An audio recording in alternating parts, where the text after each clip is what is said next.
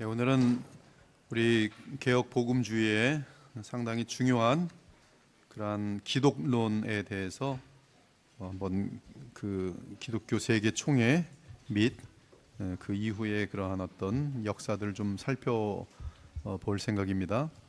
이 세계 기독교 총회는 기독론과 관련해서 이 4차 총회 그리고 6차 총회가 있겠습니다. 그래서 제4차 총회, 지금 에베소 총회, 칼시돈 총회 이렇게 지금 다 연결되는데요. 이 기독론에서 제일 중요한 것은 예수 그리스도는 완전한 하나님이시며 동시에 완전한 사람이다. 그 기독론, 성경에서 말하는 기독론, 예수님, 예수 그리스도, 이분은 그 독생하신 하나님이, 요한복음 1장이 나와요. 독생하신 하나님이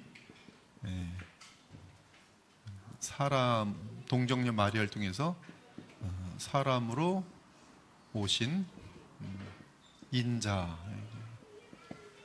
여기는 이제 보통 보면 The Son of God, 하나님의 아들, 이렇게 되어 있고요. 그 다음에 인자는 이제 사람의 아들.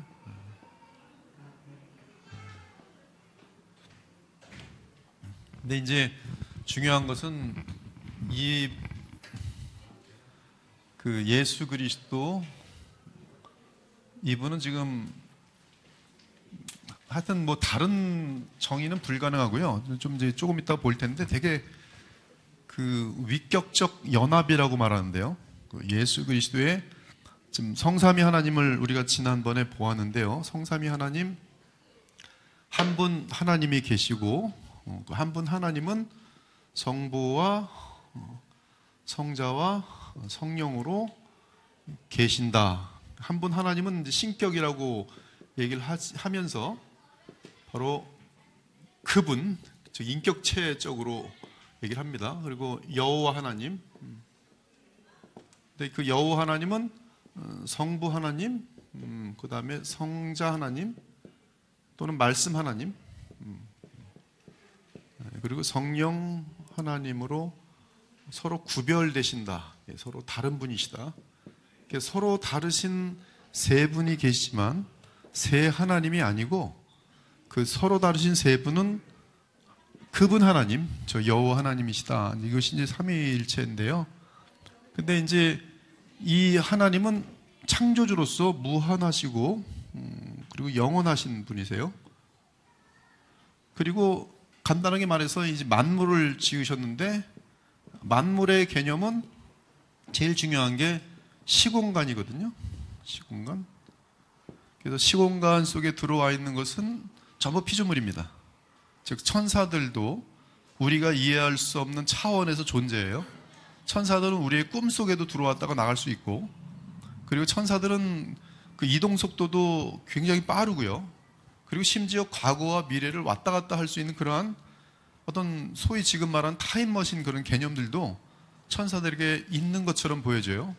그럼에도 불구하고 우리가 이해할 수 없는 뭐 이런 그 과학계에서는 뭐 지금 우리가 3차원 세계에서 사는데 4차원 정도가 아니라 7차원, 8차원, 뭐 11차원까지 우주는 그런 우리가 이해할 수 없는 어마어마한 복잡한 그런 차원으로 존재한다. 특히 그 영적인 세상, 우리의 영혼 같은 것들이 이제 꿈을 꾸고, 또 우리의 꿈은 과거로 가기도 하고, 또 어떤 뭐 미래에 대해서 추측도 하면서 미래에 가서 또 한번 살아보는 그러한 꿈도 꾸기도 하고, 그런 어떤 그 영적인 그 세상, 천사들과 함께 또한 교통되어질 수 있는 그러한 어떤 부분, 또 영적인 부분은 또 하나님의 그 성령과 더불어서 연결되어질 수 있는 그런 부분이거든요. 단지 그 하나님의 성령은 창조주의 성령이시고 그것은 피조된 적이 없는 것이죠. 그러나 우리 인간과 그 천사들의 영은 피조됐다는 데에서 달라요. 즉 시공간 속에 존재해요. 시공간에 존재한다는 것은 뭐냐면 시공간을 초월하지만 그럼에도 시공간에 맡긴다는 것은 우리의 영혼이 없던 적이 있었어요. 즉 여러분의 영혼은 거슬러 올라가서 무한 전부터 존재하고 있는 것이 아니라 여러분의 영혼은 이 세상에 태어날 때, 사실은 더 정확히 얘기하면 정확하게 그 임신될 때, 아주 굉장히 작은 먼지만한 존재를 할지라도 지금 그 뭐라 그래, 하여튼 생물학적으로 하여튼 그 둘이 만나서 생겨나는 그 태아 그 자체가 그때 이제 영혼이 생겨나는 것이죠. 몸과 함께 영혼이 생겨나요. 즉 그 이 영혼은 피조되는 것이죠. 없던 것이 생겼기 때문에. 그래서 이러한 피조 속에 있는데 이 성자, 즉 성자 위격이라고 부르거든요. 위격은 뭐 다르게 말하면 펄슨이라 그래요. 펄슨. 그래서 성부의 어떤 신격, 이제 근데 이제 위격이라고 할 때 이제 인격이라고도 번역이 가능한데, 인격에서는 사람 인자를 쓰는데 좀 헷갈린단 말이에요. 그러나 이때 인격이라는 것을 쓰는 그 의도는 이 지정의를 갖고 있다는 뜻이거든요. 지정의, 독립된 지정의를 갖고 있는 거예요. 그래서 성령의 지정의와 성부의 지정의와 성자의 지정의가 인격이 서로 구별되는 그런 가운데 있으면서도 사실 이 지정의는 또한 신격 속에서 항상 통일되어 있는 것도 사실이에요. 그러나 성경은 그 예수께서도 말씀하신 것처럼 예수님은 항상 아버지께서 주시는 말씀을 한다 하지만 아버지와 나에 대해서 얘기할 때 분명히 구별되는 존재로 얘기를 하고, 또 성령에 대해서도 말할 때 자기도 보혜사지만 이제 보내시는 성령도 이제 다른 분인 사실을 분명히 얘기함으로 말미암아 결국 삼위일체는 그 신약에 의하면 존재할 수밖에 없는 것이고, 그 삼위일체는 결국 구약에서는 바로 그 여호와 하나님으로서 계시는 한 분, 신격인 것을 우리가 확인하게 되는데, 이때 그 위격이라는 것은 여전히 무한하고 영원한 펄슨이에요. 즉, 이 성부도 성령도 성자도 무한하시고 영원한 신성, 즉 신격, 어떤 신의 본질을 갖고 계시는 펄슨이에요. 근데 그 펄슨이 서로 구별되고 있는 것이죠.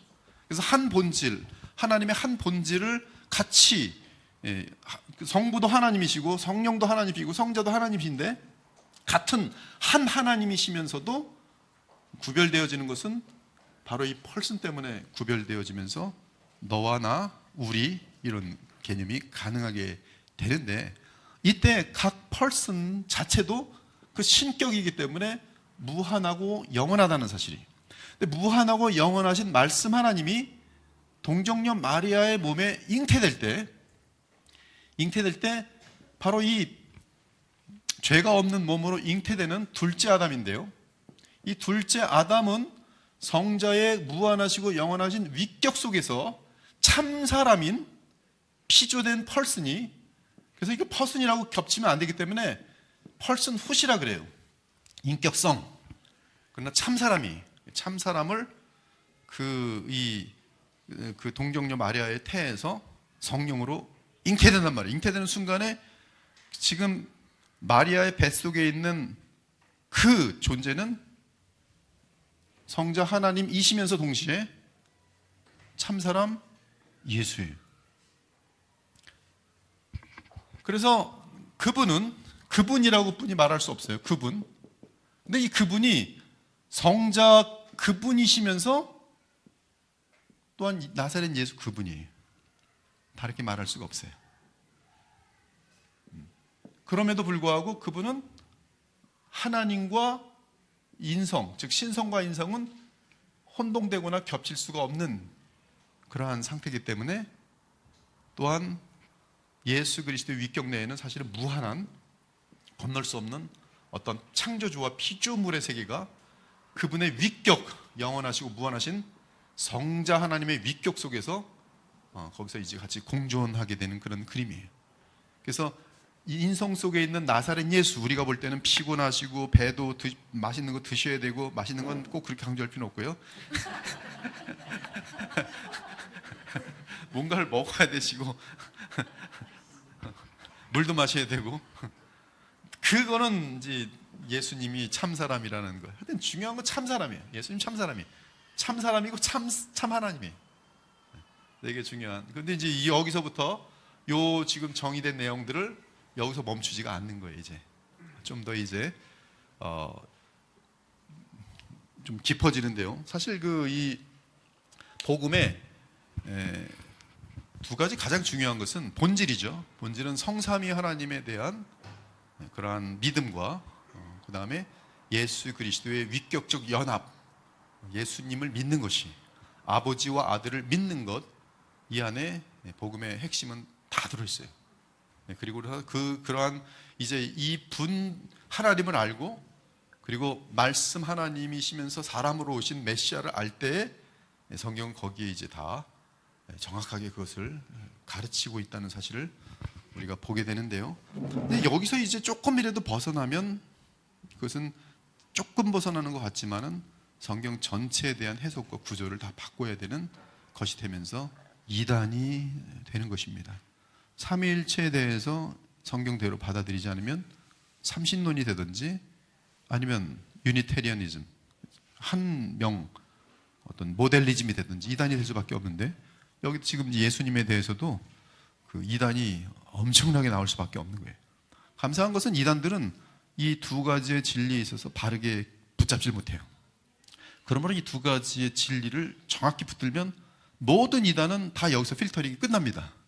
그래서 요한 1서에서는 바로 이 이단을 구별하는 법을 예수께서 사람의 몸으로 육신으로 오신 것을 부정하는 것마다 적그리스도의 영이라고 분명히 얘기해버려요.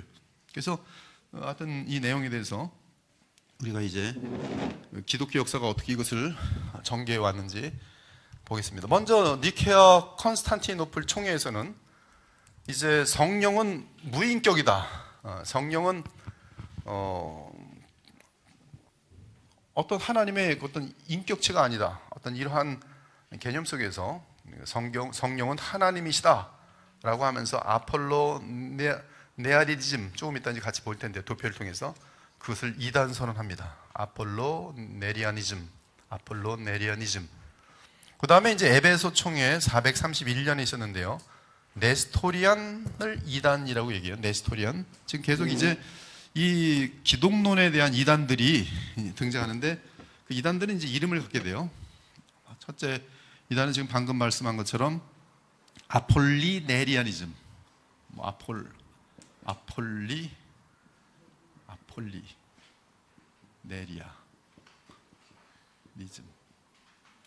그 다음에 네스토리아니즘. 그 다음에 또 유티키아니즘. 점점 그리고 이제 복잡해져요. 그리고 그 680년에 제2차 이 기독론에 대한 세계 총회가 또 열립니다. 이 680년에 기독교 총회에 대해서 교회가 그 총회를 잘 알지 못하는 데에서 또 많은 그 어떤 실수를 해요. 조금 이따 이제 그것을 이제 여러분하고 또 나눌 텐데요.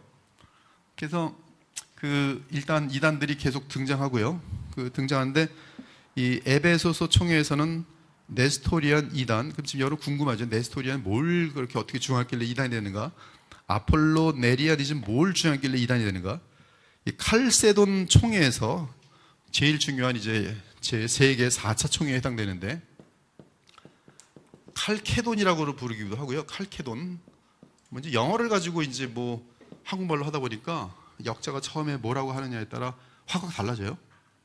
그래서 벨직도 벨기에라 그러면 벨기에가 되는 거고, 벨직이라 그러면 또 벨직이 되는 거고, 이걸 이제 다른 것으로 보면 이제 곤란해지는 것이죠. 지금 칼케돈 또는 칼세돈 회의에서 451년, 이건 이제 기독론의 제일 중요한 총회예요. 거기서는 예수님은 한 인격 속에 신성과 인성을 소유한다. 여기서 이제 복잡해지는 얘기가 있어요. 영어로 보면 deity라는 게 있어요. deity. 그 다음에 divinity가 있어요. 요거는 번역하면 신성이 되고요. 요것은 번역하면 신이 돼요. 이때 신 그러면 우리가 일반적으로 인격체를 다 곧바로 인식합니다. 근데 신성 그러면은 신이 가지고 있는 어떤 속성, 이런 데서 지금 이제 그 칼케돈의 그 신앙 고백도 복잡해지는 거예요. 예수 그리스도의 위격은 하나인데 그 위격 속에서 신성과 인성이 있다. 그러면 이제 위격은 인격으로 연결되는데 그냥 인성이라는 것만 들어있다. 그럼 인성이라는 것은 배고프고 잘 모르고 피곤하고 요걸 인성으로 치거든요. 근데 인성에 뭐가 안 들어가냐 하면 뭐가 안 들어갑니까? 사람의 인격이라는 부분이 안 들어가거든요. 그러면 만약에 인격을 뺀 인성이면 뭐가 된지 아세요? 이단이 돼요. 무슨 말씀하시는지 알고 있습니까 지금? 여기서 되게 굉장히 복잡해져요. 그러니까 이걸 정확하게 지금 정의를 해야 되는데 정의가 안 돼요. 정의가 안 돼요. 그러니까 신앙 고백은 결국 이렇게뿐이 할 수 없어요. 그러면서 어떻게 이것을 설명해야 되냐면 이때 인성이라는 것은 곧 인간의 영혼을 포함한 영혼 육을 포함한 인성이다. 그래서 이 영혼은 바로 펄슨이기 때문에 인간의 인격체이기 때문에 그러면 위격도 벌써 인격체인데 그 인성도 인격체면 두 인격이 되는 거 아닌가? 하나님의 인격 또 인간의 인격 어떻게 보면 맞고 어떻게 보면 틀려요. 여기서부터 또 텐션이 있어요. 조금만 말자도 봐는 그냥 벌떼같이 이단 시비에 걸려드는 거예요. 그러나 한 인격 속에 인성과 신성이 있다. 이것도 조금만 잘못하면 아폴로 네리아니즘이 되는 거예요. 조금만 잘못하면 네스토리아니즘이 되는 거예요. 이런 긴장이 마치 삼위일체에 대해서도 거기에 대한 정의가 너무나 인간의 언어로 사실 하나님을 인간의 언어로 표현한다는 것 자체가 초월하시고 창조하신 영원하신 분을 인간의 표현으로 어떻게 정의가 됩니까? 사실 이 삼위일체를 스테이트먼트 즉 진술하는 교리적인 언어로 표현한 이 자체는 사실은 하나님을 다 포함할 수 없을 수 있어요. 다만 이단들을 배척하기 위한 어떠한 틀을 마련해 주는 그러나 그 틀이 하나님을 다 설명할 수 있는 것은 아니다라고 볼 때 그나마 삼위일체에 대한 어떤 바른 그런 정의가 아닐까 싶은 것처럼 마찬가지로 예수님에 대해서도 교리적으로 얘기를 했지만 뭔 말을 하는지 알겠지만 그러나 교리 그 말도 조금만 해석을 잘못 해버리면은 바로 역사 속에 이단과 조금 다를 바가 없는 그런 기독론에 빠지는 것을 볼 수밖에 없어요. 그러므로 이제 우리는 지금 이제 이 고백을 보면서 다시 이 680년에 동안 기독론에 대한 고백을 보면서 좀 더 긴장을 좀 하시면서 깊어졌으면 좀 좋겠습니다. 그래서 사실은 이 성만찬에 대해서 루터파는 무엇이 강조되냐면 위격이 강조됩니다. 원 펄슨이어야 돼. 그러니까 원 펄슨이니까 여기 와 있는 떡은 예수님이 거기에 공존하시면서 올 수밖에 없는 거야. 그렇게 되고지는 것이고 또 쯔빙글리 같은 경우는 상징이야 라고 하면서 조금만 잘못 가면 네스토리안으로 빠질 수 있는 그런 위험성이 있어요. 신성은 하늘에 있고 여기만 인성이 내려왔다 뭐 이런 식으로 얼마든지 빠질 수 있어요. 그래서 하여튼 그런 내용들을 같이 한번 보겠습니다. 그래서 근데 중요한 건 일단 쫓아해보죠. 예수님은 참 하나님이시면서 참 사람이다. 이거는 그냥 완전한 설명이에요. 그냥 완전한 정의예요. 그냥 예수님은 참 하나님이요 참 사람이에요. 참 사람은 영혼이 있어요 없어요? 있어요. 그러니까 예수님은 인간의 참 영혼을 가지고 있어요 없어요?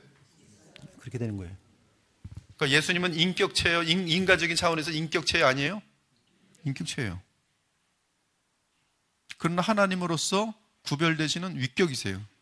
그럼 이제 문제는 위격과 예수님의 인간의 인격의 관계는 어떻게 되는 건가? 거기가 이제 풀어야 되는 숙제예요.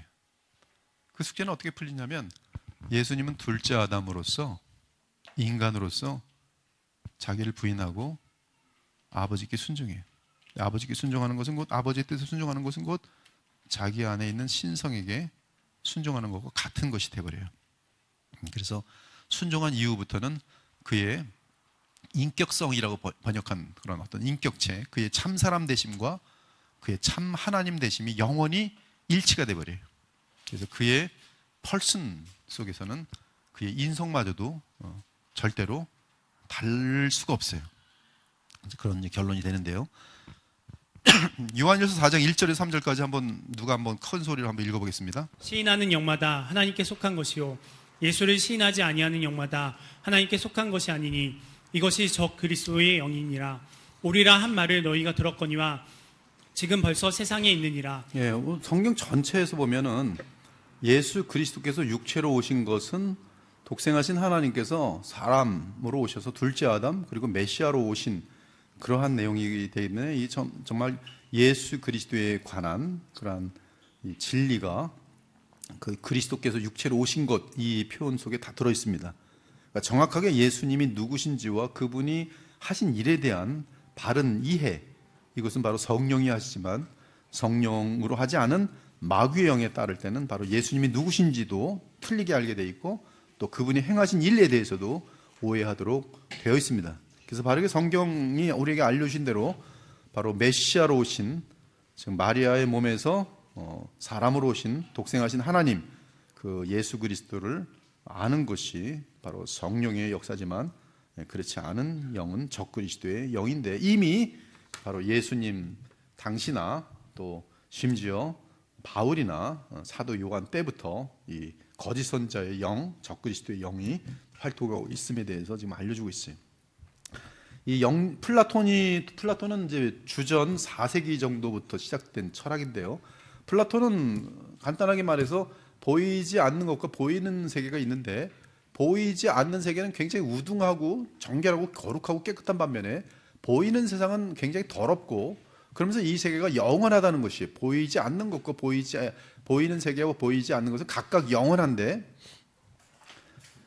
그 영원한 그 세계 속에서 보이지 않는 것은 우등하고 선하고 보이는 것은 열등하고 그리고 죄에 물들 가능성이 많다라고 본 것이 이제 플라톤의 철학 체계입니다.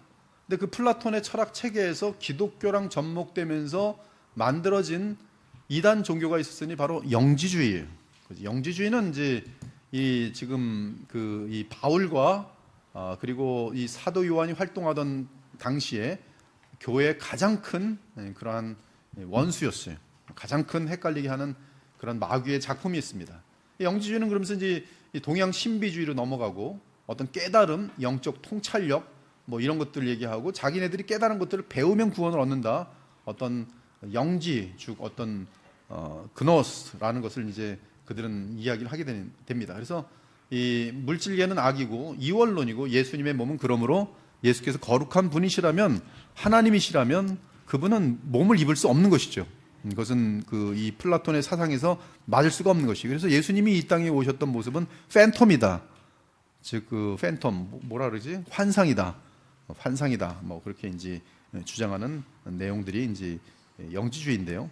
거기에 마니키즘이 이제 어거스틴이 마니키즘 그 종교에 깊게, 이단에 깊게 빠져 있었어요. 그리고 거기서 나오게 되면서 이제 예수 그리스도의 복음을 이제 지지하는 그러한 신학자로 바뀌게 되는데요. 이 마니키즘은 페르시아의 그 뿌리를 갖고 있고요. 빛과 어두움의 영원성, 이원론이죠. 그리고 예수는 빛이고 사탄은 어두움.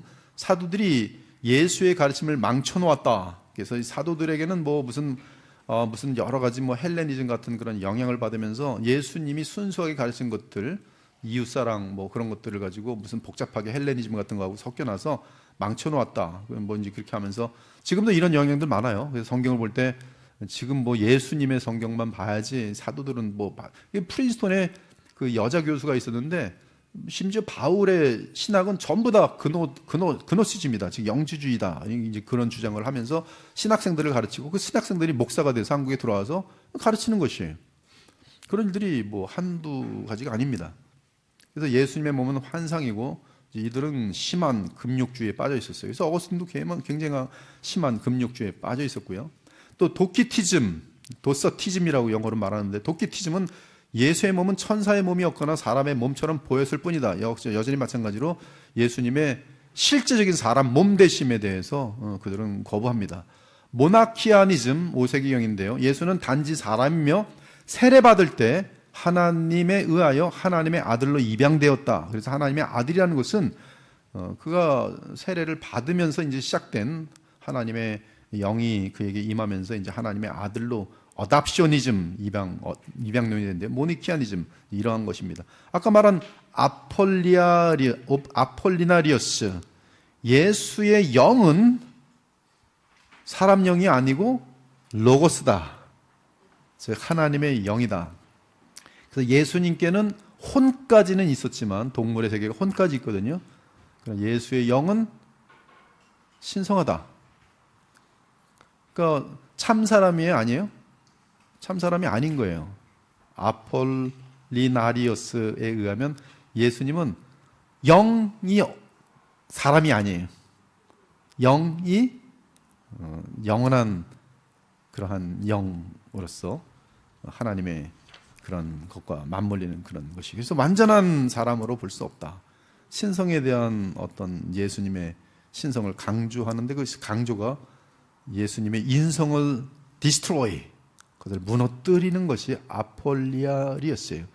네스토리스는 로고스가 예수의 영에 거하고 예수의 혼육은 사람이다. 예수 안에서 로고스 또 혼육에는 사람의 펄슨이 있다. 그래서 결국 네스토리스는 투 펄슨, 아까 말한 것처럼 하나님의 펄슨이 있고 인간의 펄슨이 있다. 그래서 투 펄슨이다. 이렇게 얘기를 하는 그런 내용이 됩니다. 유티키스는 예수의 인성은 로고스에 흡입되어 새로운 본성이 생겨났다.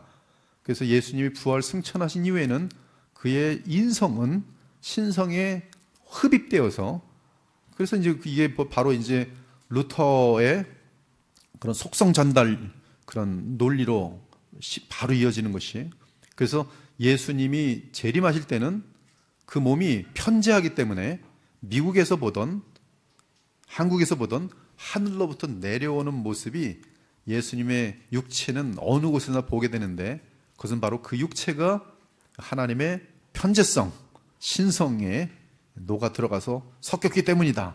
그래서 속성 전달에 의해서 인성 부분이 신성화되었다. 그런 것들이 유티키아니즘입니다. 그 다음에 모노피지티즘, 예수는 인간의 성품만 가지고 있다. 모노텔리디즘, 예수는 인간의 의지를 가지고 있지 않고 신의 의지만 가지고 있다. 이런 것들이 이제 이단성 주장이에요. 예수님은 인간의 의지는 없었다. 신의 의지에서 완벽하게 그는 아무 다른 인간의 의지 없이 신의 의지에 의해서만 그의 감정과 또 이런 결단과 모든 것들이 계속 아버지의 뜻에 의해서만 움직였지, 예수님은 거기에 대해서 어떤 다른 인간적인 그런 뜻을 가질 수 없는 존재였다. 이렇게 되면 이제 예수님이 받은 시험은 소설이 되는 거죠. 마귀와의 싸움은 진짜 싸움이 아닌 것이죠. 창조주와 피조의 싸움이 되는 것이죠. 예수님이 우리를 구속하시려면 첫째 아담이 실패한 것을 회복하고 플러스 완성해야 됩니다. 근데 그것을 바로 인간으로서 해야 되는데, 그러려면 그 인간의 의지는 사람의 것이 아니라 오직 순수하게 하나님의 것이 아니라 순수하게 사람의 것이어야지만이 그가 벌어온 그러한 영생을 그의 이제 신성 속에서 우리 모두에게 나누어 줄 수 있는 그러한 것이 된데, 모노텔리디즘은 지금 인간의 의지는 없었고 신의 의지만 있었다.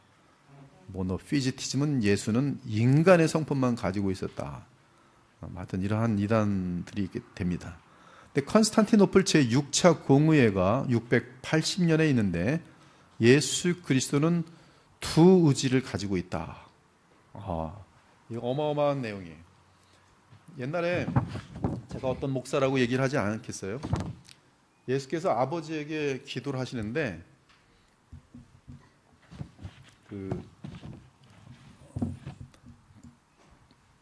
예수님의 그 뜻과 아버지의 뜻이 내 원대로 마옵시고 아버지의 원대로 하옵소서.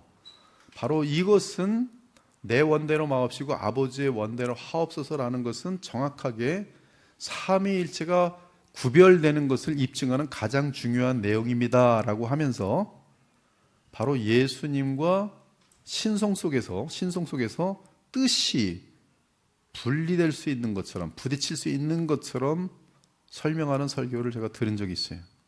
그 설교는 상당히 많은 사람들에게 삼위일체를 설명하는 하나의 예화가 되어버렸어요. 예수께서 아버지께 기도할 때에 내 뜻대로 마옵시고 아버지의 뜻대로 하옵소서라는 것은 아버지와 아들이 신성 속에서 서로 다른 뜻을 가질 수 있다. 근데 이 내용은 영원하시고 무한하신 하나님 사이에 어떤 분리, 분쟁의 가능성을 던져놓고서 그 삼위의 어떤 구별됨을 지금 설명하려는 의도인데, 바로 그것은 지금 이 콘스탄티노플 제6차 공의회를 한 번도 읽어보지 못한, 스타디해 보지 못한, 그 기독교 역사를 알지 못하는 무지에서 나오는 결과예요.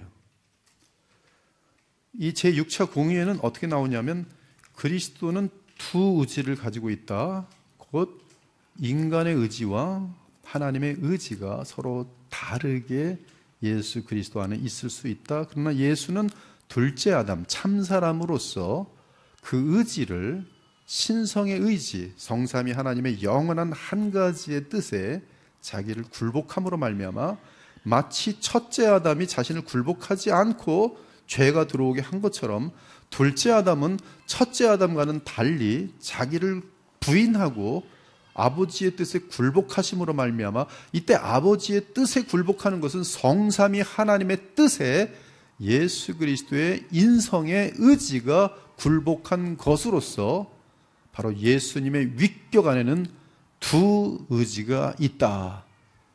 이것이 정론이에요. 어마어마한 내용입니다. 그래서 우리의 구주가 될 수 있는 거예요. 즉 예수께서는 둘째 아담으로서 십자가를 두고 주님께, 아버지께 십자가의 방법이에요.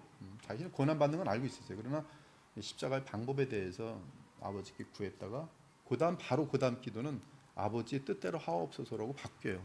그건 자기의 인간의 뜻을, 둘째 아담으로서의 불순종의 여지를 조금도 남기지 않고 곧바로.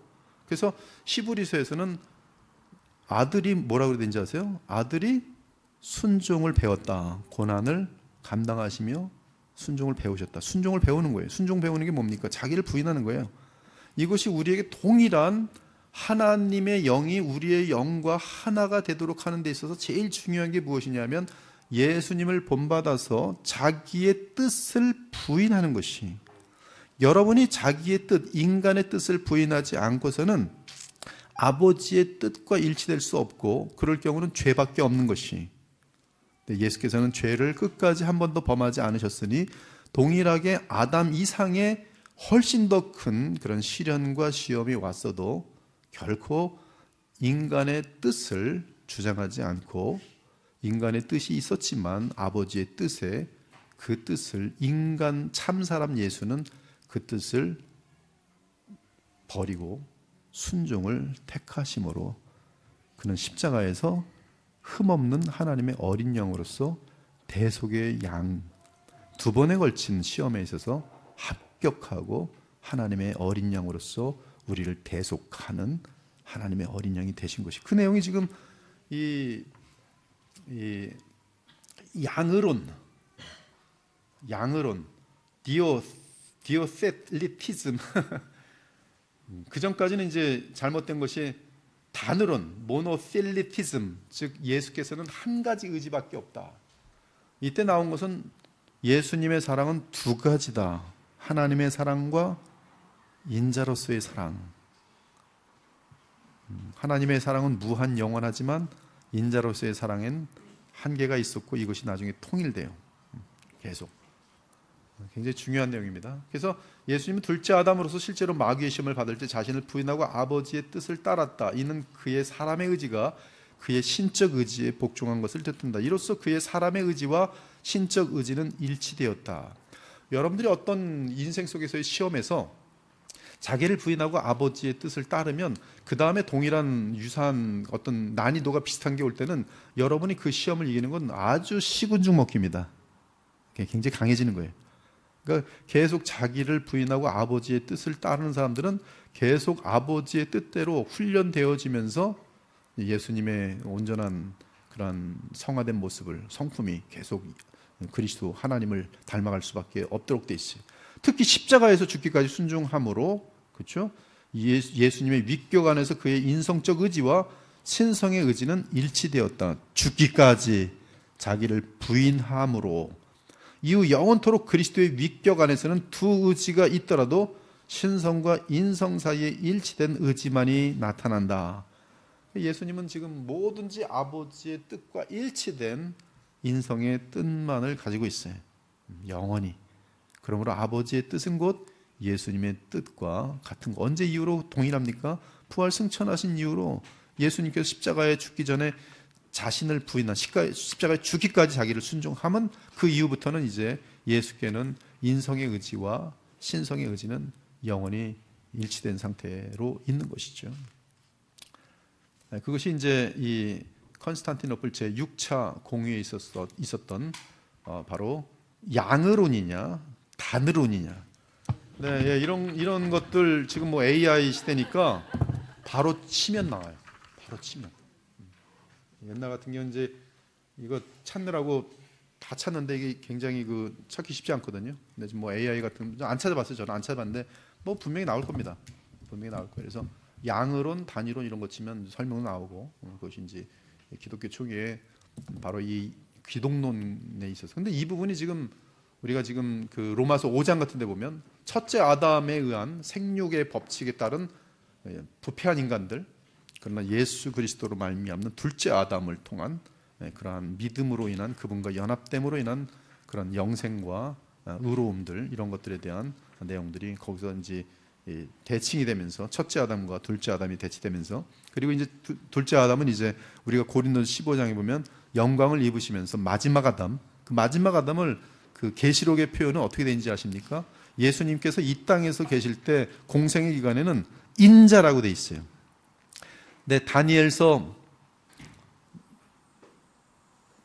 7장에 보면은 그 구름 타고 인자 같으신 분이 올라와서 창세전부터 영원히 계신 분에게 갈 때 그분이 이제 창조주 하나님이세요.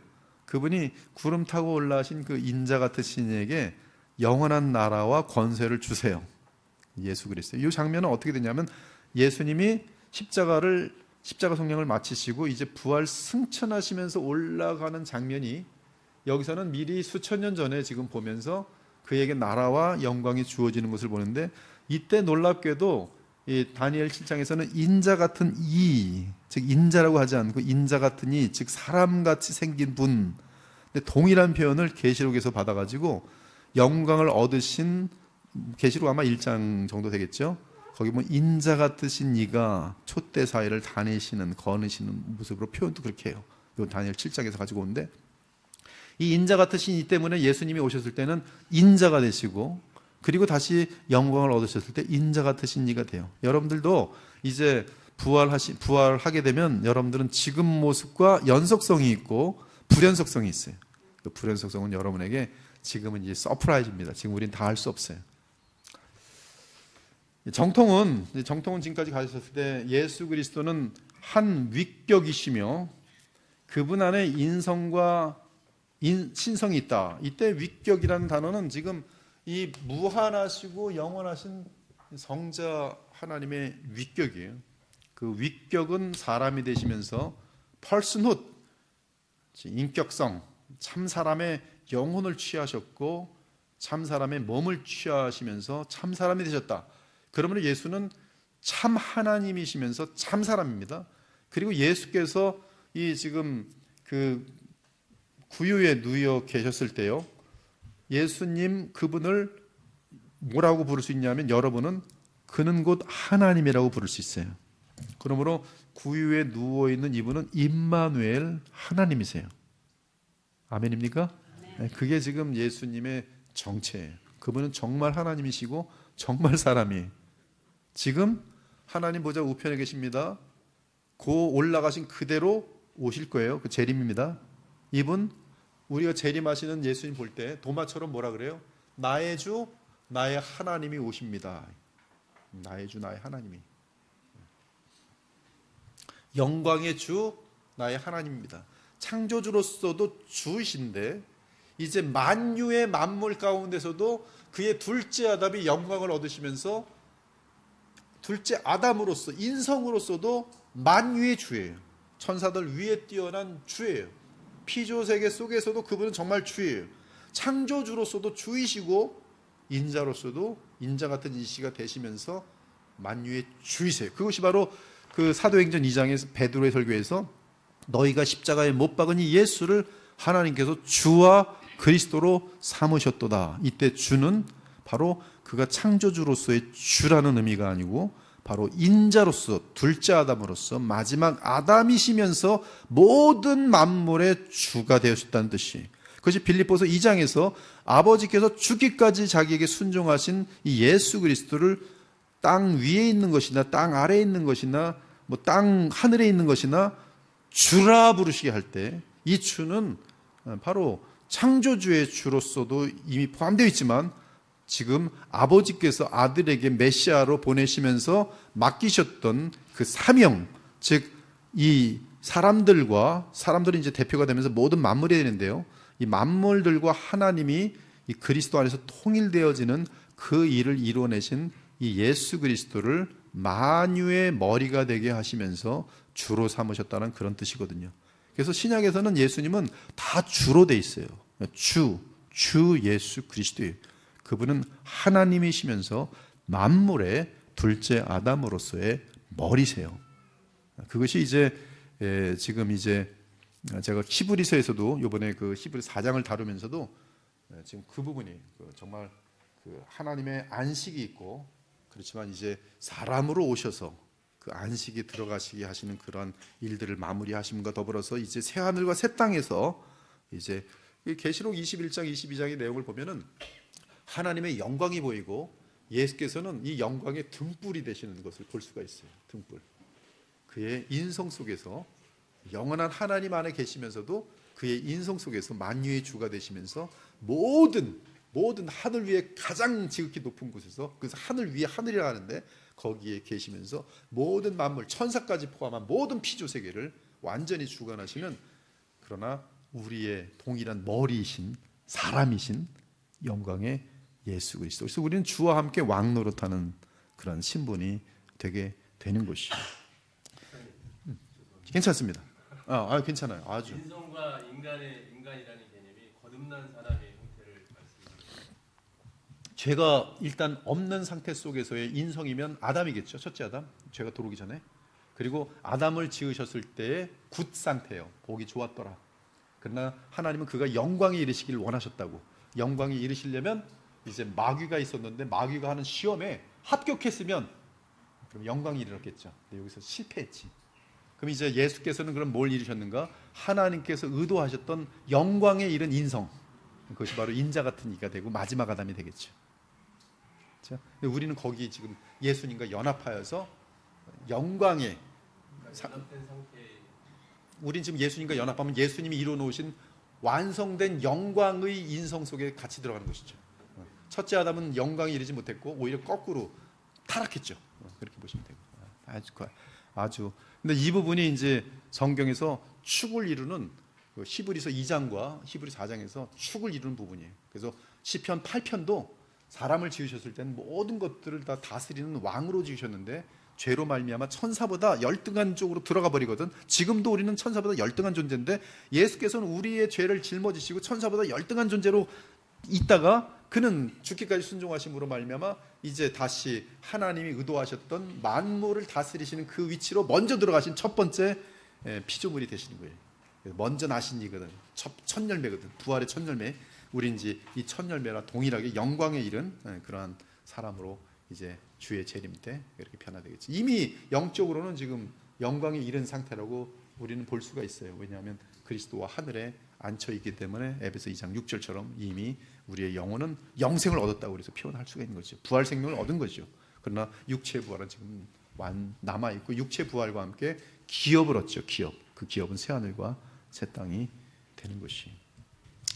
자, 그러면 이제 15분 남았는데요. 정통에 대한 교리는 하여튼 예수 그리스도는 한 위격, 여기 위격은 무한하시고 영원하신 성자 하나님의 위격을 말합니다. 그 위격 안에 신성과 인성이 있다. 참 하나님이시면서 참 사람이시다.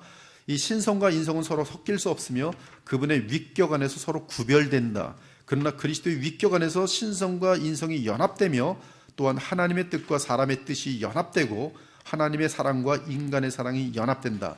이때 이러한 연합의 완전한 통일은 바로 예수께서 자신을 부인하기까지 십자가에 죽기까지 순종하심으로 나타나는 이제 결과적인 것이고 그 중간에 이제 예수께서 이 세상을 33년 동안 살아가시는 동안에는 계속적으로 이제 주님의 뜻에 완벽하게 순종하신 그분의 그런 모습이 있게 됩니다. 그래서 이제 그 도표를 보면은 이 도표가 되게 귀해요. 성자의 위격 내에서 신성과 인성의 연합, 성자의 위격, 이제 위격은 이제 성령은 사람의 몸을 입지 않았어요.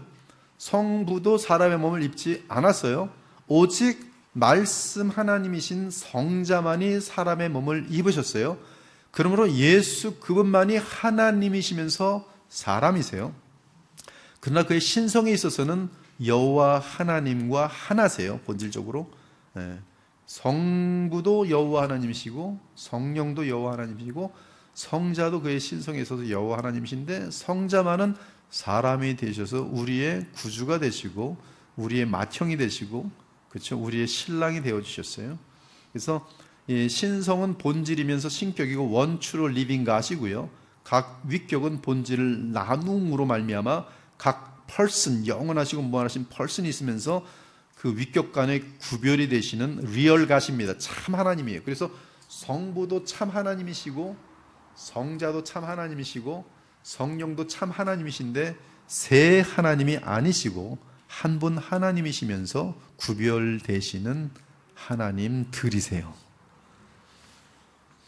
그래서 이단들을 보면 지금 이것이 이제 그리스도에 대한 기독론에 대한 정의였는데 이제 이단들 그리스도의 위격에 대한 이단을 보면 에비온주의는 이게 이제 그 유대교에서 넘어온 그 이단인데요. 예수님은 인성만 있다. 그래서 신성을 부인했어요. 그래서 인성으로 온 그는 혁명가로서 이제 그 민족 이스라엘을 전 세계에 군림하는 그러한 이스라엘로 만들 것이다. 그래서 이제 그들은 예수님 때도 그 날이 이때입니까? 즉 이스라엘 민족이 전 세계를 장악한 로마를 무너뜨리고 우리 민족들이 그냥 왕노릇하는 때가 있습니까? 그들은 이제 신성 예수 그리스도에 대해서 놓쳐버리는 그러한 일들이 나타납니다. 그래서 에비온주의 그런 신성을 부인했어요. 도키티안주의는 아까 말한 것처럼 영지주의의 영향을 받으면서 그 하나님이 어떻게 사람의 몸을 입을 수가 있겠어? 그 몸은 팬텀이야, 즉 허상이야. 신성만 인정했어요. 신성만. 이단이. 아리안주의는 신성을 부인했어요. 네스토리안주의는 이것을 완전히 떨어뜨려 놨어요. 즉 위격적 연합이 되어 있지 않아요. 예수라는 사람과 또 그 예수 위에선지 안에선지 마음에선지 신성과 다른 존재로 그렇게 나누어 버린 상태가 네스토리안주의. 유티키아는 아까 말한 것처럼 속성 전달처럼 그의 인성에서 막 신성이 나타나는 거예요. 편재 같은 거, 무소부재 같은 거. 아폴리네리안주의는 그의 영이 사람 영이 아니라 로고스, 이런 것들이 지금 그리스도의 위격에 대한 이단들입니다. 자, 이제 우리는 그 사도신경부터 지금까지 좀 결론으로 나왔던 그러한 내용들을 한번 신앙 고백을 그대로 이제 고백해 보는데요. 아까 말씀드린 것처럼 신앙 고백이 정교하고 우리는 그것을 조금 더 건드려서는 안 됩니다. 그럼에도 불구하고 이미 제가 말씀드린 것처럼 삼위일체에 대한 신앙 고백이 하나님을 다 품을 수 있는가? 그럴 수 없다는 것이, 그러므로 신앙 고백에서 벗어나지 않는 그 틀 안에서 계속적인 하나님에 대한 성경에서의 고찰은 가능합니다. 예수님의 이 기독론도 마찬가지. 그것은 자칫 그 말 자체가 아까 말한 것처럼 대단히 어려울 수 있어요.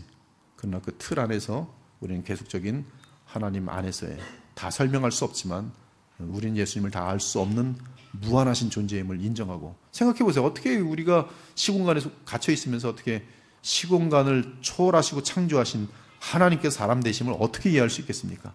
그러면 불가능한 그런 것입니다. 사도신경부터 우리 같이 한번 읽어봅시다. 시작. 나는 전능하사 천지를 만드신 하나님 아버지를 믿사오며 그 외아들 이는 성령으로 잉태하여 동정녀 마리아에게 나셨고 본디오 빌라에게 고난을 받아 십자가에 못 박혀 장사 지낸 바 되시고 음부에 내려가셨으면 3일 만에 죽은 자 가운데서 살아나시며 하늘에 오르사 전능하신 하나님 아버지 우편에 앉으시고 저로서 산자와 죽은 자를 심판하러 오시려는 것을 믿사옵나이다.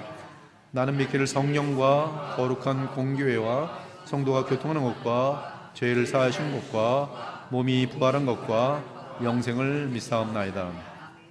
나중에 사도신경에 대해서 좀 다룰 때가 있을 것이고요. 거기 뭐 음부에 내려가는 것, 뭐 영어로는 went to hell, 그래서 뭐 지옥에 내려가셨다라고 표현되는데 이런 것들은 도대체 어떻게 되는 것인지 한번 우리가 좀 따져볼 것이 있고요.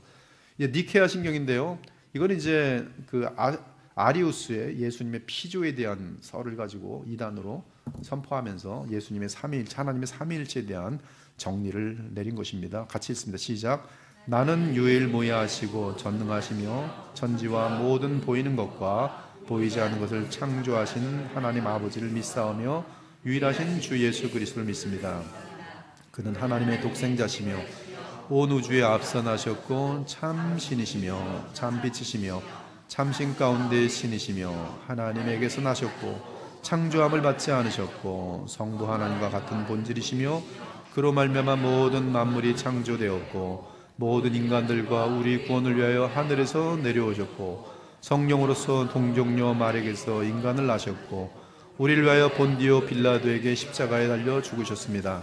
그는 고난을 받으시고 장사함을 받으셨으나 제3일째 되는 날 성경에 기록된 말씀에 따라 다시 살아나셨고 하늘에 오르사 성부의 오른편에 앉으셨으며 장차 산자와 죽은 자들 심판하러 영광 가운데 다시 오실 것인데 그의 나라는 영원 무궁합니다. 저는 성령을 믿습니다. 아멘. 야, 여러분 정말 너무나 신앙 고백을 잘하시네요. 칼케돈 신조 주후 451년입니다. 시작. 그러므로 교부들을 따라서 우리는 모든 사람이 한 분이신 유일한 성자 우리 주 예수 그리스도를 고백하도록 가르치는 일에 하나가 되었습니다. 그는 하나님이시며 또한 사람으로 완전하시며 그는 실제로 하나님이시며 또 실제로 사람이시며 합리적인 영혼과 몸을 가지고 계십니다.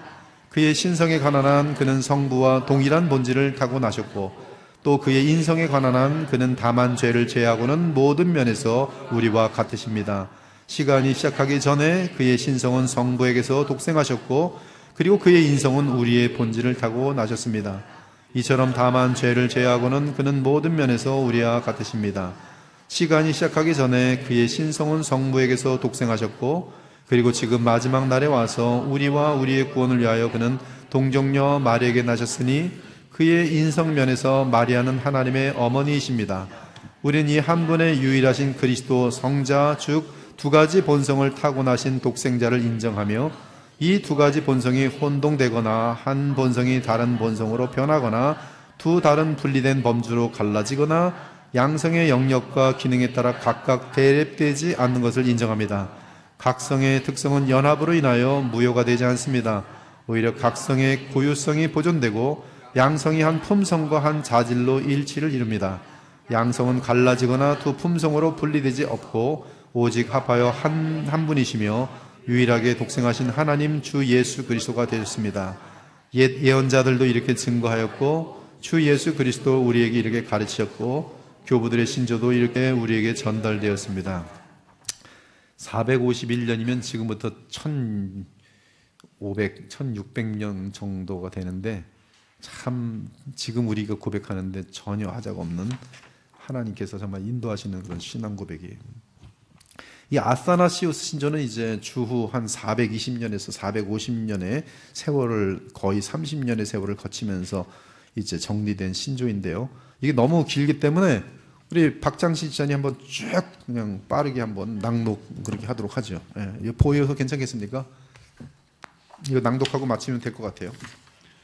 네. 누구든지 구원을 받고자 하는 사람은 모든 것 이전에 먼저 이 신앙을 소유해야 합니다. 누구든지 이 신앙을 완전하고 순결하게 지키지 않으면 틀림없이 영원한 멸망을 받을 것입니다. 이 신앙이란 다음의 것들입니다. 삼위 자체가 일체이시고 일체 자체가 삼위이신 유일하신 하나님을 믿는 것입니다. 이 삼위의 각 인격을 혼동해서도 안 되고 한편 그 본질을 분리해서도 안 됩니다. 왜냐하면 아버지의 한 인격 위와 아들의 다른 인격 또한 성령의 또 다른 인격이 계시기 때문입니다. 그러나 성부와 성자와 성령의 신격은 모두가 다 하나요. 그 영광도 동일하며 그 위엄도 함께 영원합니다. 성부와 성자와 성령은 모두 스스로 존재하십니다. 성부께서 창조함을 받지 않으신 것 같이 성자도 창조함을 받지 않으셨으며 성령도 창조함을 받지 않았습니다. 성부께서 다 이해할 수 없는 분이신 것 같이 성자도 다 이해할 수 없는 분이시고 성령도 다 이해할 수 없는 분이십니다. 성부께서 영원하신 것 같이 성자도 영원하시며 성령도 영원하십니다. 그럼에도 불구하고 그들은 새 영원한 분들이 아니시며 한 영원한 분이십니다. 창조되지 않으신 우리의 이해를 초월한 새 하나님이 있는 것이 아니라 창조되지 않으신 인간의 이해를 초월한 단 하나님만이 계실 뿐입니다. 성부께서 전능하시듯이 성자와 성령도 전능하십니다. 그러나 새 하나님의 전능자가 계신 것이 아니오 오직 한 하나님의 전능자가 있을 뿐입니다. 성부가 하나님이시듯이 성자도 성령도 하나님이십니다. 그럼에도 새 하나님이 계신 것이 아니라 한 하나님만이 계실 뿐입니다. 성부께서 주님이시듯이 성자도 성령도 주님이십니다. 그럼에도 주님이 새 주가 계신 것이 아니라 오직 한 주이실 뿐입니다. 우리는 이 각각의 삼위께서 다 스스로 존재하신 하나님이시오 주님이시라는 사실을 기독교의 진리로 받는 바입니다. 따라서 우리는 참 그리스도인이 하나님은 새 하나님이 계시며 세 분 주님이 계시다는 말을 금합니다. 성부는 그 무엇에서 만들어지지 않으셨으니 곧 창조한 받지도 않으시고 나지도 않으셨습니다. 성자는 성부에게서만 나시며 지음을 받았거나 창조되신 분이 아니십니다. 성령은 성부와 성자에게서 보내지셨으나 지음을 받았거나 창조되었거나 발생한 분이 아니시고 나오시는 분이십니다. 따라서 세 분 성부가 아닌 한 성부, 세 분 성자가 아닌 한 성자, 세 분 성령이 아닌 한 성령만이 계실 뿐입니다. 이 삼위에 있어서 그 어느 한 위가 다른 한 위에 앞서거나 뒤에 계신 것이 아니며 어느 한 위가 다른 위보다 크거나 작을 수도 없습니다. 다만 삼위가 함께 영원하며 동등합니다. 따라서 앞서 말한 대로 이 모든 것에서 삼위가 일체이시며 일체가 삼위인 하나님께서 경배를 받으셔야 할 것입니다. 그러므로 구원을 받으려는 이는 삼위일체에 관하여 이와 같이 믿지 않으면 안 될 것입니다. 동시에 영원한 구원을 얻는 데에는 우리 주 예수 그리스도의 성육에 대하여 올바로 믿어야 합니다. 올바른 믿음이란 하나님의 아들이신 우리 주 예수 그리스도께서는 하나님이시오 동시에 인간이라는 사실을 믿고 고백하는 것입니다. 그는 성부의 본질에서 나신 신이시며 이 세상이 생기기 전에 나신 자요 동시에 인간으로서는 그 어머니의 본성을 가지고 이 세상에 탄생하셨습니다. 그는 영원토록 완전한 하나님이시요 또한 완전한 인간으로서 이성적 영혼과 인간의 육체를 가진 완전한 사람입니다. 비록 그가 하나님이시며 사람이지만 아니 그는 한 절 빠졌어요. 33. 그래 신성으로서는 성부와 동등하나 그의 인성으로서는 성부보다 낮으신 분입니다. 34. 비록 그가 하나님이시며 사람이지만 그는 둘이 아니라 한 그리스도이실 뿐입니다. 그가 하나인 것은 그의 신성이 육신으로 변화되었기 때문이 아니라 그의 인성이 신성에 덧입혀졌기 때문입니다. 그가 하나인 것은 본성의 혼합에 의한 것이 아니라 하나의 위격, 품격, 인격에 의한 것입니다. 한 인간이 영혼과 육신을 가졌듯이 한 그리스도께서는 하나님이시오 동시에 인간이 되십니다. 그분은 우리를 위해 고난받으시고 음부에 내려가셨다가 3일 만에 죽은 자 가운데서 다시 부활하셨습니다. 그는 하늘에 오르사 전능하신 하나님 아버지 우편에 앉으셨으며 거기로서 산자와 죽은 자를 심판하러 오실 것입니다. 그가 오실 때 모든 사람들은 육체로 부활할 것이며 자신들의 행위에 따라 심판을 받을 것입니다. 그리고 선한 일을 행한 자는 영생으로 나가고 악을 행한 자는 영원한 불에 들어갈 것입니다. 이것이 교회의 참 신앙이며 모든 그리스도인들은 확실하고 지속적으로 이를 신실하게 믿어야 할 것입니다. 그렇지 않는 자는 구원을 얻지 못할 것입니다. 아멘. 네, 엄청난 신앙 고백. 우리의 이성을 초월하는 그러한 우리 성삼위 하나님과 예수 그리스도에 대한 고백이었습니다. 기도하고 마치겠습니다. 하나님 감사합니다. 성령으로 아니하고는 하나님과 우리 주 예수님을 알 수 없음을 고백합니다. 주님의 영으로 우리가 누구이기에 하나님이 믿어지게 하시고 하나님께서 보내신 독생하신 우리 주 예수 그리스도를 알게 하신 것 너무나 감사합니다. 주님의 십자가의 죽으심으로 우리가 죄사함을 얻었고 주께서 부활하셔서 우리의 영원한 중보자가 되심으로 말미암아 우리가 영생을 얻고 또 하나님과 동행할 수 있도록 하시니 참으로 감사합니다. 우리가 영광의 우리 주님을 친히 우리의 눈으로 만날 때까지 믿음을 잃지 않게 하시고 항상 우리의 짧은 인생을 살아가는 동안에 우리 주 예수님처럼 자기를 부인하면서 항상 아버지의 뜻에 우리를 항복시키고 주의 뜻만을 이루어 드리는 우리의 삶이 될 수 있도록 주님이 역사하시고 우리를 감동시켜 주시고 항상 하나님의 말씀을 사랑할 수 있는 그런 마음들 허락하셔 주셔서 우리가 성령 안에서 하나가 되어 이 어두운 시대 가운데 밝게 비치는 하늘의 빛이 될 수 있도록 이 그리스도의 보혈교회와 이 교회에 속한 주의 자녀들 다 될 수 있도록 주님 자비와 긍휼을 베풀어 주시옵소서. 살아계신 우리 주 예수 그리스도의 이름으로 기도합니다. 아멘.